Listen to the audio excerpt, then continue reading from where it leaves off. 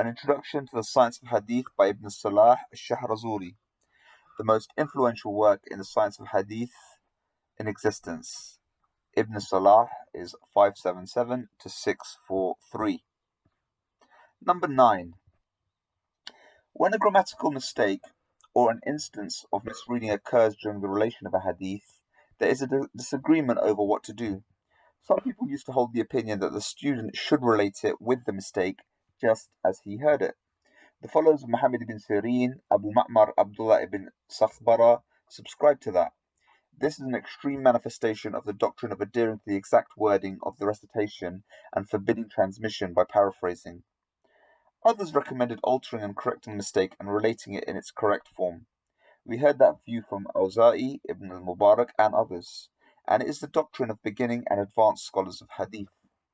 Advocating this for a grammatical mistake which does not change the sense of the hadith and similar cases is a necessity according to the doctrine which permits the transmission of hadith by paraphrase, and, as just stated, this is the doctrine of the majority. The right way to correct and change a mistake found in a book and the original it was copied from is to leave it and report what occurs in the original as it is, while placing a latch dabba on it and indicating the correct form on the margin of the page. That is the most useful and least damaging way. We heard that one scholar of hadith was seen in a dream. Something passed from his lips or from his tongue. He was asked about this and said, "It is a word from the hadith of the Messenger of God, peace be upon him, and his family, which I changed on my own volition. So this was done to me."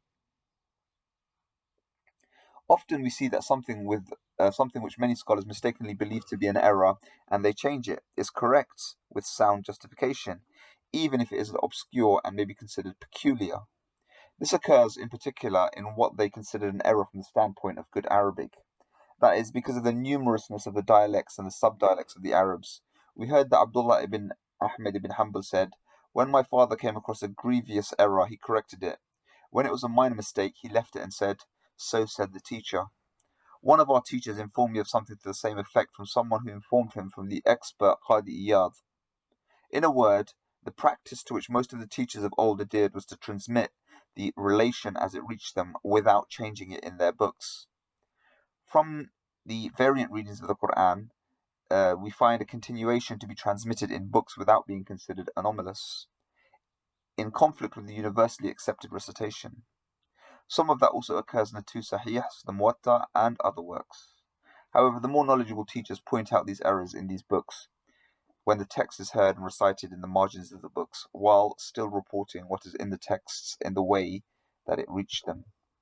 Some, including Abul Walid Hisham ibn Ahmed al-Kinani al-Waqashi, had the audacity to alter books and correct them because of his wide reading, his mastery of several disciplines, his penetrating intellect, and his keen intelligence. He ventured to make many corrections, and he did make mistakes in some instances. The true is the same of others who did the same thing. The best way to forbid all alteration and correction so that someone who is not competent will not venture to do it. The first is reproducing the text as found, accompanied by a clarification. This is the safest. So, at the audition, the transmitter should give the mistake as it occurs, and then state the form which is correct, either with regard to sound Arabic usage or with regard to transmission. If he wants, he may recite it first in the correct form and say, "Such and such is the way it is found with our teacher," or "in our relation," or "by the way of X." In fact, this is better than the first way, since the transmitter does not ascribe to the Messenger of God, peace be upon him, something he did not say. The most appropriate procedure to rely on when making a correction is to amend the false form with something found in other hadith. Whoever does this is safe from ascribing to the Messenger of God, peace be upon him, something which he did not say. God knows best. Number 10. When the correction consists of adding something that was omitted, if the addition is such that it does not change the sense, then it is treated in the fashion described above. That is similar to what is related from Malik, God be pleased with him.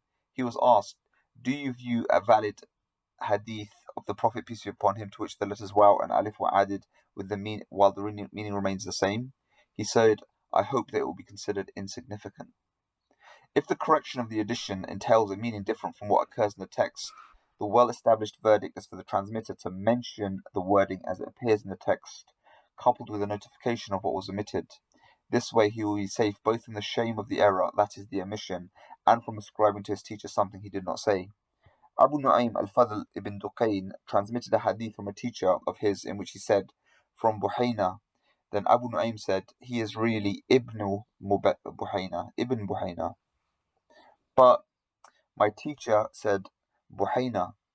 When someone below the occurrence of the omitted material is known to have provided the material and someone else later on omitted it, it is treated differently. The student should supply the omission in its correct place in the book with the phrase, that is, ya'ni.